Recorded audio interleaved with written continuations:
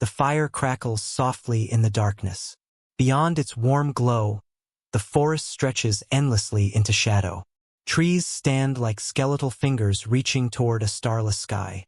The wind carries with it not just cold, but something else. A whisper, a warning.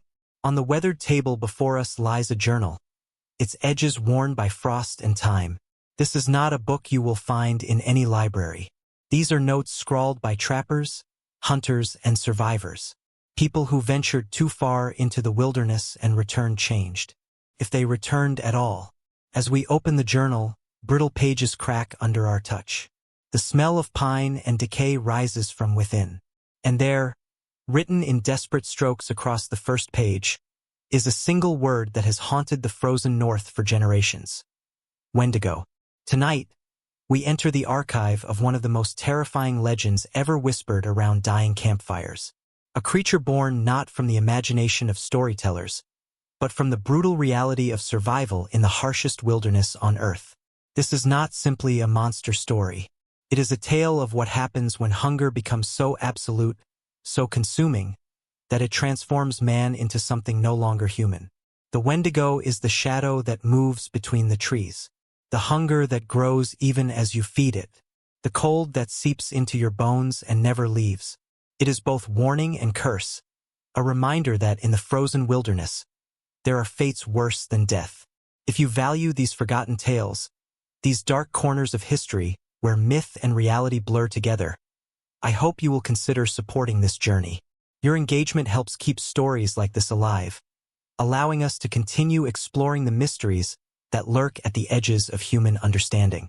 We will trace this legend from its origins among the indigenous peoples of the northern forests, through the darkest chapters of survival and madness, to its place in modern nightmares. We will walk the snow-covered paths where desperate travelers made choices that haunt us still. And we will ask the question that lies at the heart of every Wendigo tale. What would you do when faced with impossible hunger? The temperature drops. The shadows deepen. Welcome to the Midnight Archives, the frozen north. To understand the terror of the Wendigo, we must first understand the land that gave it birth. Picture the vast wilderness of northern Canada and the Great Lakes region. Endless forests of pine and spruce stretch as far as the eye can see. In winter, snow blankets everything, transforming the landscape into a realm of absolute white and shadow black. This was the homeland of the Algonquian peoples, the Cree, the Ojibwe, the Innu, and others. These were not simple tribes, but sophisticated cultures perfectly adapted to one of the harshest environments humans have ever called home. They understood the forest in ways outsiders never could.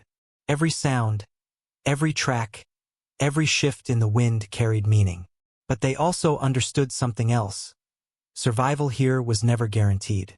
Winter in the Northern Territories was not merely cold.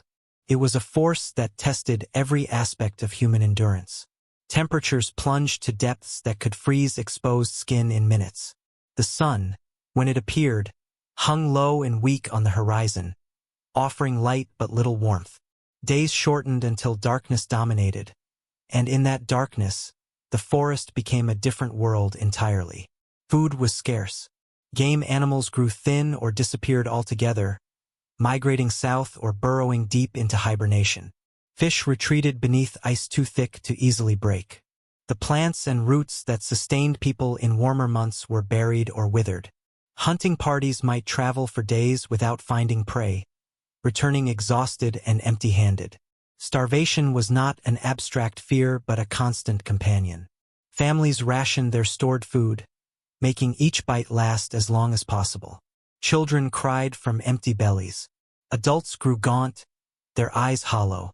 And when the food ran out completely, when the stored meat was gone and the hunting yielded nothing, a terrible choice loomed. The elders spoke of these times in hushed voices. They warned that winter could do more than kill the body, could corrupt the spirit. When hunger became absolute, when desperation turned to madness, a person might commit an act so unthinkable that it severed them from humanity itself. They might consume human flesh. Cannibalism was not merely taboo among the Algonquian peoples. It was spiritual poison. To eat the flesh of another person was to invite corruption into your very soul. It was believed that once you crossed that line, once you tasted that forbidden sustenance, something fundamental within you changed forever. You became Wendigo. The word itself carried weight. In the Algonquian languages, Wendigo roughly translates to the evil spirit that devours mankind. But it was more than just a spirit or monster. It was a transformation, a curse, and a warning all rolled into one. The Wendigo was described as a creature of ice and hunger. Some said it stood tall as the trees, emaciated despite its size, with skin pulled tight over protruding bones. Its eyes were hollow pits or burning coals, depending on who told the tale. Its lips were often described as torn or missing, revealing yellowed teeth in a permanent, ghastly grin. But most terrifying was its heart. The Wendigo's heart, it was said, was made of ice. No warmth could touch it. No fire could thaw it. It was frozen forever, just like the creature's eternal hunger. This was not a monster that attacked randomly. The Wendigo had once been human. A hunter, perhaps, who became lost in a blizzard. A mother watching her children starve. A traveler trapped by snow with no food and no hope. In their desperation, they made the choice. They ate flesh that should never be eaten. And once they did, the transformation began. The person who committed this act would not simply die of guilt or shame. According to the legends, they would begin to change. Their humanity would peel away like frost melting in reverse, revealing something cold and monstrous beneath. Their hunger, rather than being satisfied, would grow. No amount of food could fill them. They would eat and eat, growing larger yet remaining skeletal, their appetite becoming infinite. Eventually, they would flee into the wilderness, no longer able to maintain the facade of humanity. There they would stalk the forests, driven by an insatiable craving for human flesh. The very act that created them would become the only thing they desired. The Wendigo was hunger personified. Not the simple hunger of a missed meal, but the desperate, clawing hunger that strips away everything civilized and moral. It was the hunger that made you forget your name, your family, your humanity. The hunger that whispered that survival justified any act, no matter how monstrous. In the long winter nights, when storms howled outside and supplies ran dangerously low, families would gather close to their fires. The elders would tell Wendigo stories, not to entertain but to warn. These tales served a vital purpose. They reinforced the absolute prohibition against cannibalism, even when death seemed certain. The message was clear. Starvation might kill your body, but cannibalism would destroy your soul. Better to die human than to live as Wendigo. Children learned to recognize the signs. Unusual behavior in winter. Someone withdrawing from the group, their eyes growing distant and strange. An obsession with food that went beyond normal hunger. These could be warnings that the Wendigo spirit was taking hold, that transformation had begun. When such signs appeared, action had to be taken swiftly. The afflicted person posed a threat not just to themselves, but to the entire community. Because once the transformation was complete, there was no turning back. The Wendigo could not be reasoned with, could not be saved, could only be destroyed. This belief was so strong, so fundamental to survival, that it shaped every aspect of winter life. Communities developed strict protocols for food sharing, ensuring no one was left to face starvation alone. Hunters worked in groups, watching each other for signs of psychological breakdown. And when winter was especially harsh, when death seemed certain, people would rather accept their fate than cross the forbidden line. The Wendigo was not just a monster in the woods. It was a guardian of morality, a spiritual enforcer of the most important rule of survival. We remain human no matter the cost. But the forest was vast and winter was long. And despite all precautions, despite all warnings, there were those who faced impossible choices in the frozen wilderness. Those who heard the whisper of hunger grow so loud it drowned out everything else. Those who became what they most feared. The Wendigo was real to the people of the northern forests. Not as folklore, not as metaphor, but as a genuine threat. And as we will see, their fear was not unfounded. The legends alone might have kept the Wendigo confined to campfire warnings and cautionary tales. But history records something far more disturbing. actual cases of people believed to be transforming into Wendigos. These were not abstract stories but real events that shocked communities and demanded action. One of the most documented cases occurred in the late 1800s among the Cree people. A respected hunter began exhibiting strange behavior during an especially brutal winter. Game had vanished from the region, and his family faced starvation. Despite being known as a skilled provider, he returned from hunts empty-handed, his expression growing more distant each time. His wife noticed the change first. He would stare at their children in a way that made her blood run cold. He stopped speaking, responding only with grunts and strange sounds. At night, he would wake screaming about an unbearable hunger, even after eating what little food they had. The elders were summoned. They recognized the signs immediately.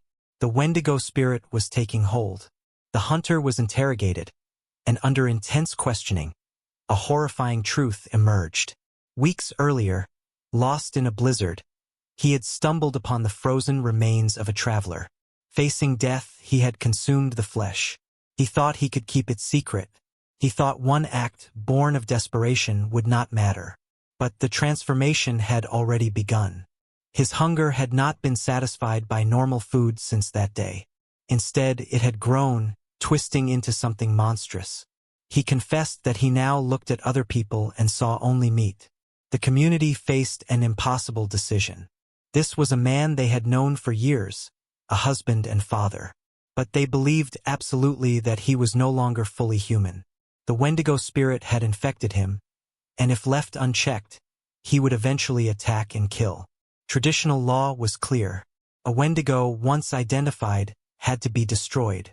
Not out of cruelty but as an act of protection and, in a terrible way, mercy. To live as Wendigo was a fate worse than death, an existence of endless, agonizing hunger with no possibility of satisfaction or redemption. The hunter was executed.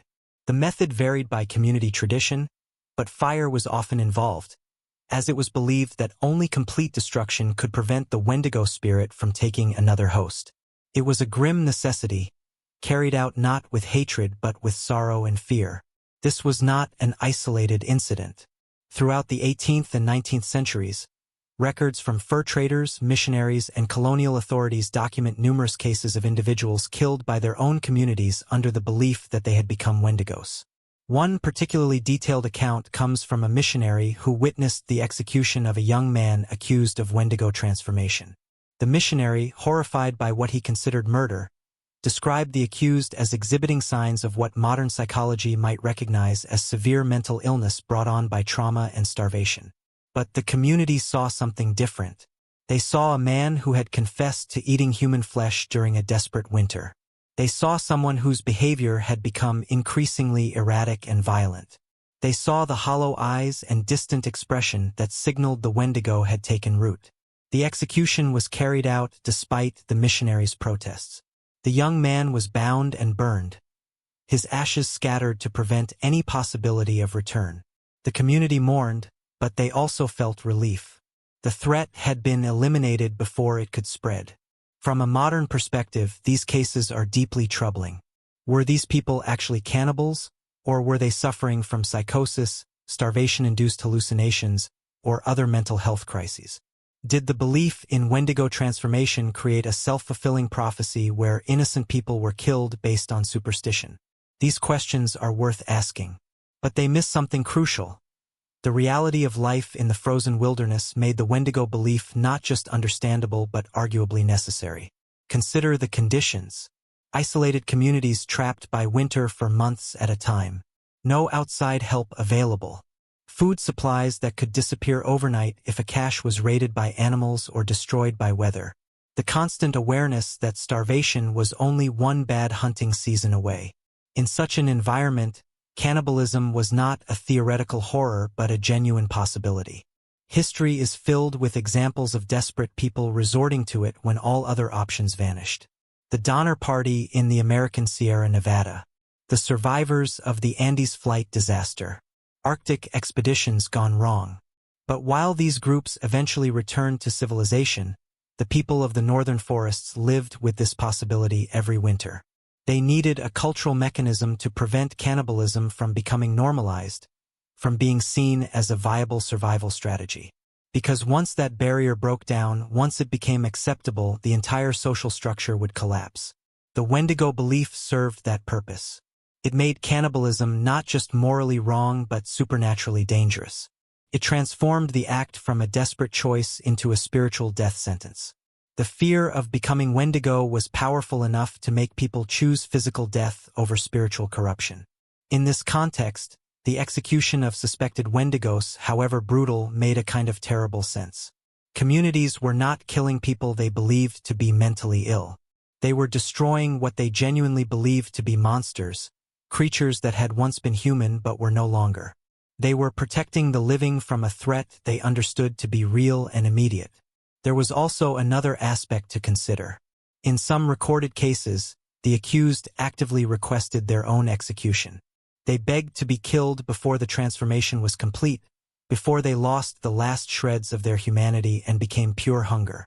One account describes a trapper who, after being stranded and consuming flesh to survive, made his way back to his community specifically to ask for death.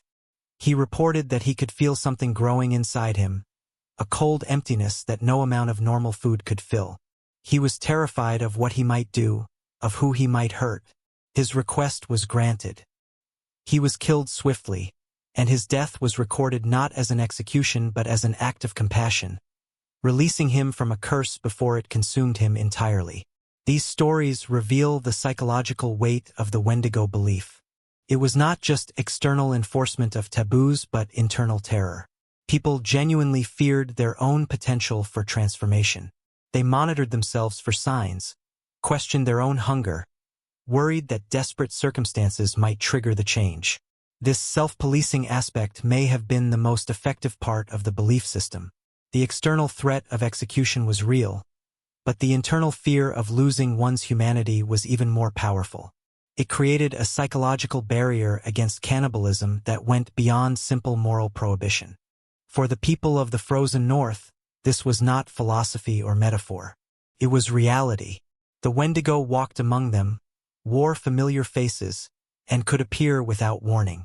Their response, however harsh it seems to modern eyes, was born from genuine belief and genuine terror. As we turn the page, we must ask ourselves, were they wrong? Or did they understand something about human nature that we, in our comfortable distance from true survival, have forgotten? When outsiders arrived, the Wendigo legend might have remained localized to the indigenous peoples of the northern forests if not for the arrival of European fur traders and explorers in the 17th and 18th centuries. These newcomers brought with them their own beliefs, their own fears, and their own interpretations of what they encountered in the wilderness. The fur trade opened the northern territories to waves of French, British, and American trappers and traders. These men spent months or even years in the wilderness, far from the civilization they knew. They were tough, hardy individuals, but nothing had prepared them for the reality of winter in the deep north. Many of these outsiders learned quickly to respect the knowledge of indigenous guides and trading partners. Survival depended on it. They adopted clothing styles, food preservation techniques, and travel methods that had been perfected over generations. But they also heard the stories, and the stories unsettled them deeply. French voyagers, the canoemen who transported furs across vast distances, were particularly susceptible to Wendigo legends. These men traveled in small groups through isolated waterways, setting up camps in the forest night after night. They heard sounds in the darkness that they could not identify. They found tracks in the snow that seemed wrong somehow, too large or shaped in ways that made no sense. Their indigenous companions would sometimes refuse to travel through certain areas, citing the presence of Wendigo. At first, many Europeans dismissed this as superstition. But after months in the wilderness, after experiencing the bone-deep cold and the crushing isolation, some began to wonder. Reports filtered back to trading posts and eventually to colonial authorities. A trapper found dead, his body showing signs of having been gnawed upon by something. A hunting party that returned one member short, the survivors speaking in hushed tones about something that stalked them through the trees. Men who vanished completely, leaving only their abandoned camps and strange markings in the snow. The authorities struggled to make sense of these accounts. Were they dealing with a dangerous animal? Hostile actions by unknown groups? Or was there something to the indigenous warnings about malevolent spirits in the forest? One of the most disturbing patterns involved cases of what would later be termed Wendigo psychosis. European trappers and traders, isolated for long periods, would sometimes develop symptoms that closely matched indigenous descriptions of Wendigo transformation. They would become withdrawn and paranoid. They would report overwhelming feelings of hunger even after eating. Some developed cannibalistic thoughts or urges that terrified them. In extreme cases, they would flee into the wilderness or, in a few horrifying instances, attack their companions. A particularly well-documented case involved a Scottish trader named Angus MacLeod in the 1760s. MacLeod spent a winter trapped in a remote cabin with 3 companions. Game was scarce, and their supplies dwindled rapidly.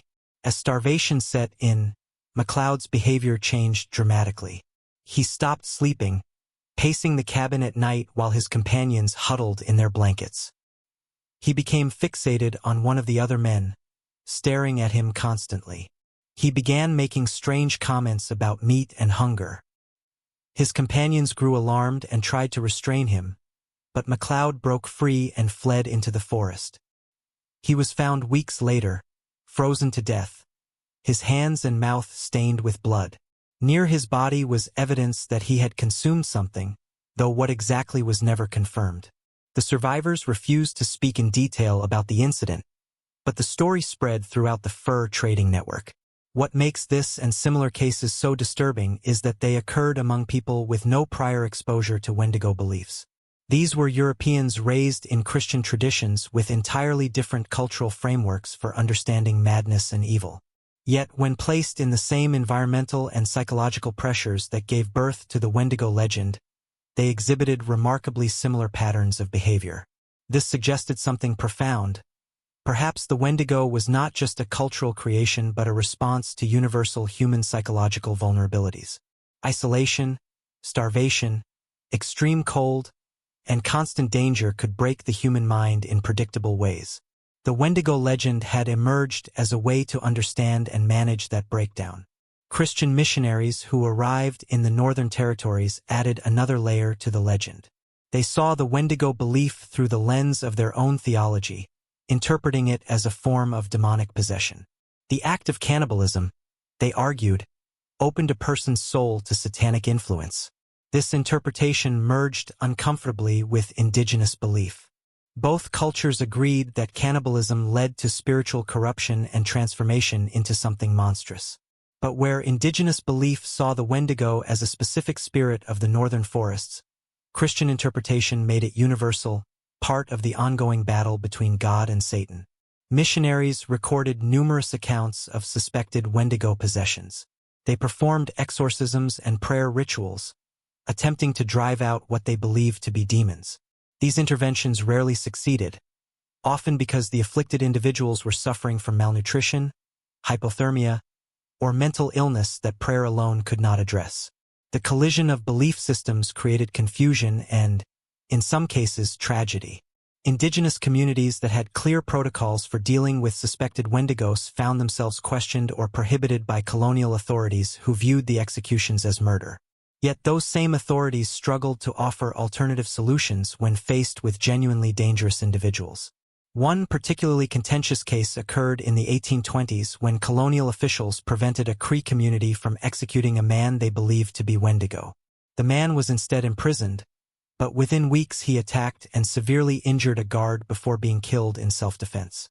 The Cree leaders pointed to this as proof that their traditional methods, however harsh, were necessary for community safety.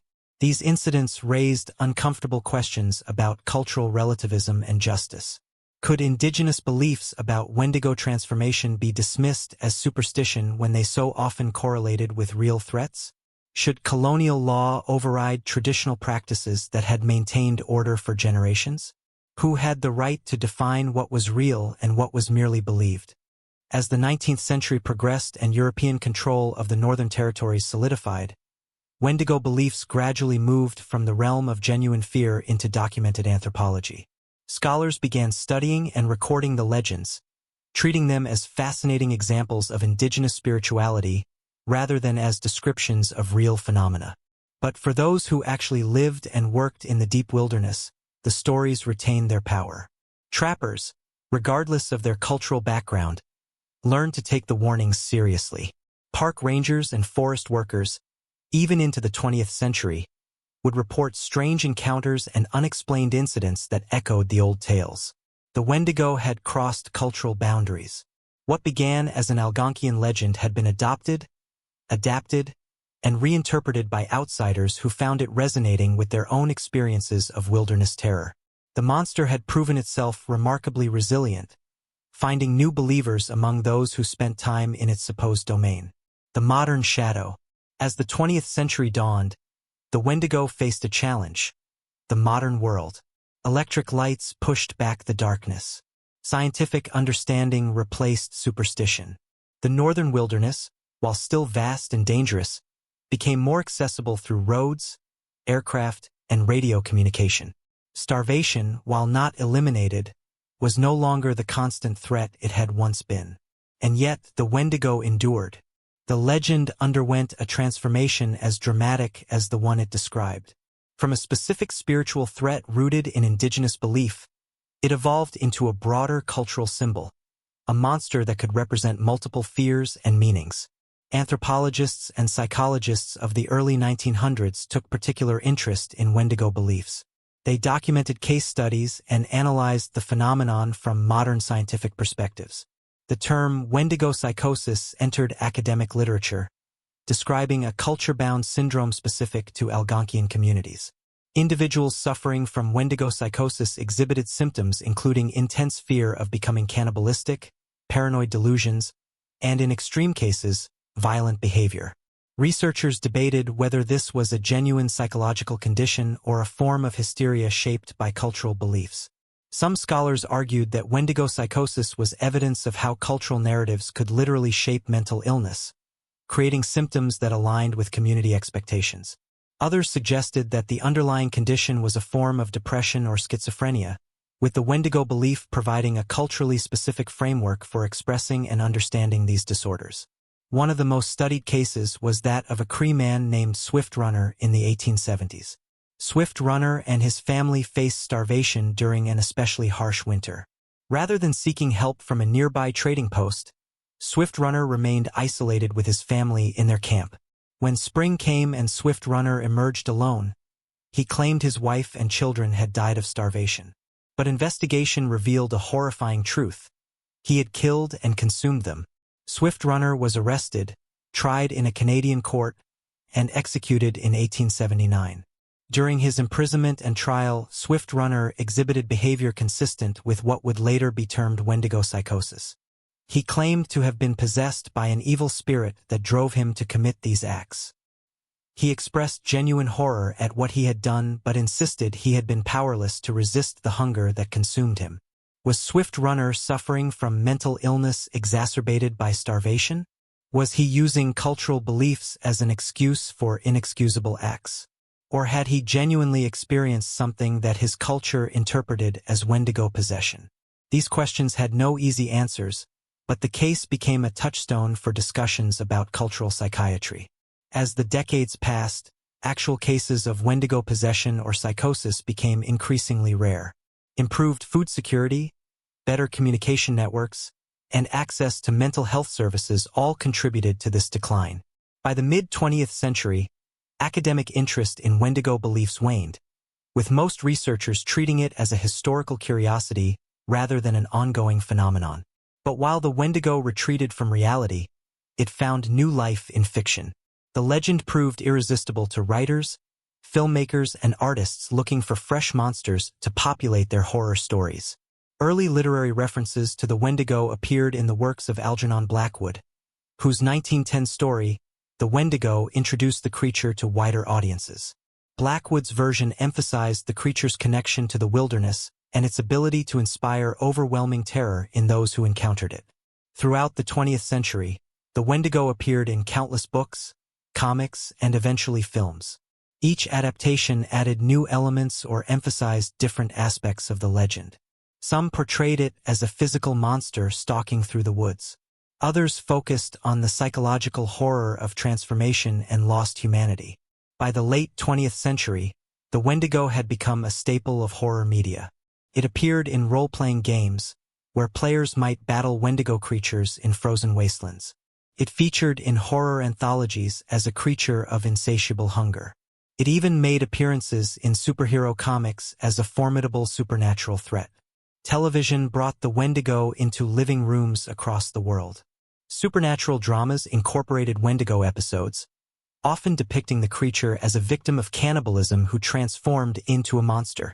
These portrayals typically emphasized the tragic aspect, the loss of humanity and the curse of eternal hunger.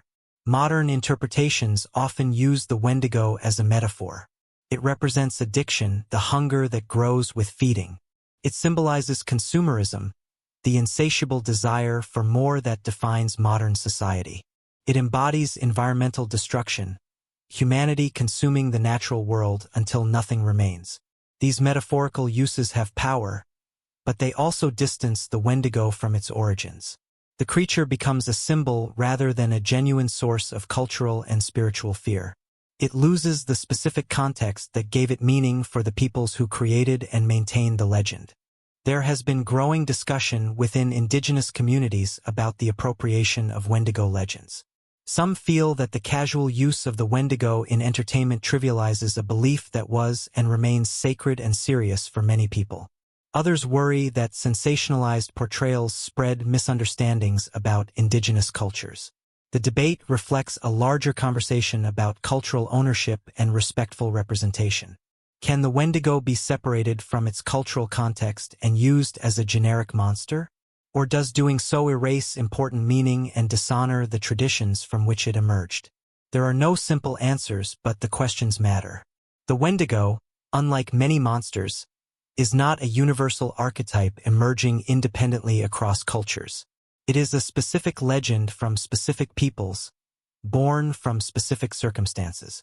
Using it without understanding or acknowledging that context risks turning sacred belief into mere entertainment. Yet the Wendigo continues to captivate modern audiences, and perhaps that is because the core fear it represents remains relevant. We may not face literal starvation in frozen wilderness, but we understand hunger. We understand the fear of losing control. We understand the question of how far we would go to survive. The Wendigo endures in the modern imagination because it asks uncomfortable questions. What is the price of survival? When does self-preservation become monstrous? Can humanity be lost not through supernatural means but through choices made in desperation? These questions resonate across cultures and centuries. They force us to examine the boundaries we believe separate us from monsters and to wonder how secure those boundaries truly are. The warning remains. The fire has burned down to embers. Outside, the forest waits in silence. We have traced the Wendigo from its origins in the frozen north, through centuries of belief and terror, to its modern incarnations in film and fiction. We have seen it as spiritual curse, psychological condition, cultural metaphor, and entertainment monster. But what is the truth of the Wendigo? Was it ever real? Does it still exist? The answer depends on what we mean by real. If we seek physical evidence of supernatural creatures stalking the wilderness, we will find none. The Wendigo leaves no fossils, no verifiable tracks, no specimens for study. From a purely materialistic perspective, it is fiction, nothing more. But reality is not purely material. Beliefs shape behavior. Fears drive action. Stories carry truth that transcends literal fact. The Wendigo was real to the people who believed in it. That belief influenced how they survived, how they maintained social order, how they understood morality and humanity. The Wendigo served as a psychological barrier against one of humanity's greatest taboos, creating such powerful aversion to cannibalism that people would choose death rather than cross that line. In that sense, the Wendigo was and remains entirely real. It exists in the space where culture, psychology, and environment intersect. It is the name given to what happens when human beings are pushed beyond the breaking point, when hunger and cold and desperation strip away everything we believe about ourselves. Modern psychology might diagnose the symptoms differently. We might speak of dissociative states, psychotic breaks, or severe trauma responses rather than spiritual possession. But the underlying reality remains. Extreme conditions can break the human mind in predictable ways. And in that brokenness, people are capable of acts they would never imagine in normal circumstances. The Wendigo legend emerged as a way to understand and prevent that breakdown. It provided a framework for recognizing the warning signs, for taking action before transformation was complete, and for maintaining the absolute prohibition against cannibalism that allowed communities to survive. The modern world has largely eliminated the environmental conditions that gave birth to Wendigo beliefs. We no longer face the same existential threat of winter starvation. We have systems in place to prevent the isolation and desperation that could lead to such extremes. But we have created new hungers. The Wendigo, reinterpreted, speaks to modern emptiness. The addiction that demands more even as it destroys. The consumption that never satisfies. The hunger for success, power, wealth that grows with feeding until it consumes everything else. In this metaphorical sense, the Wendigo walks still. Not through frozen forests, but through the landscape of human desire and excess. It reminds us that some hungers cannot be satisfied, only resisted. That there are lines we must not cross, regardless of what we think we need. For indigenous communities who maintain traditional beliefs, the Wendigo remains more than metaphor. It is a genuine spiritual reality, a force that must be respected and guarded against. The old stories are still told, not as entertainment but as teaching. The warnings still matter, and perhaps they should matter to all of us. Because the core truth at the heart of the Wendigo legend is universal. We are all capable of becoming monsters.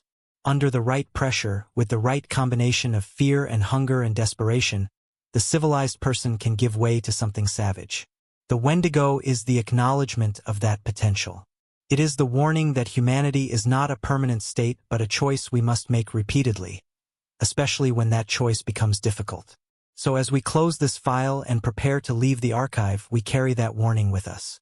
The Wendigo may not prowl the physical wilderness anymore, but it exists wherever humans face impossible choices, wherever hunger grows beyond reason, wherever the beast within threatens to emerge. Listen to the wind outside. Feel the cold. Remember the stories told around dying fires by people who understood that survival was never guaranteed and that some prices were too high to pay, even for life itself. The Wendigo was their way of saying, remain human no matter what. Hold fast to what makes you more than beast. Let the hunger take your body if it must, but never let it take your soul. That warning echoes still. And in a world of increasing desperation, environmental collapse, and social fracture, perhaps we need it more than ever. The Wendigo endures because we need it. We need the reminder that there are boundaries we must not cross. We need the warning that some hungers lead only to emptiness. We need the acknowledgement that the monster is not out there in the forest, but here within us, waiting for the moment when we are desperate enough or hungry enough or broken enough to let it free. If you found value in this exploration, if you believe these old warnings still carry wisdom, I hope you will help keep stories like this alive by supporting this work. These legends matter not just as entertainment, but as mirrors reflecting truths we dare not forget. The journal closes, the embers fade, but outside, the forest stretches on forever, dark and deep and filled with more mysteries than we can ever fully understand. The Wendigo waits there still, patient as winter, hungry as the void. And so we are left with one final question. What would you become if pushed far enough? Would you hold fast to your humanity? Or would you hear the whisper of impossible hunger and, in one desperate moment, choose to feed? The answer, like the Wendigo itself, lives in that uncertain space between myth and reality, between what we believe ourselves to be and what we might become. Beware the hunger that never dies.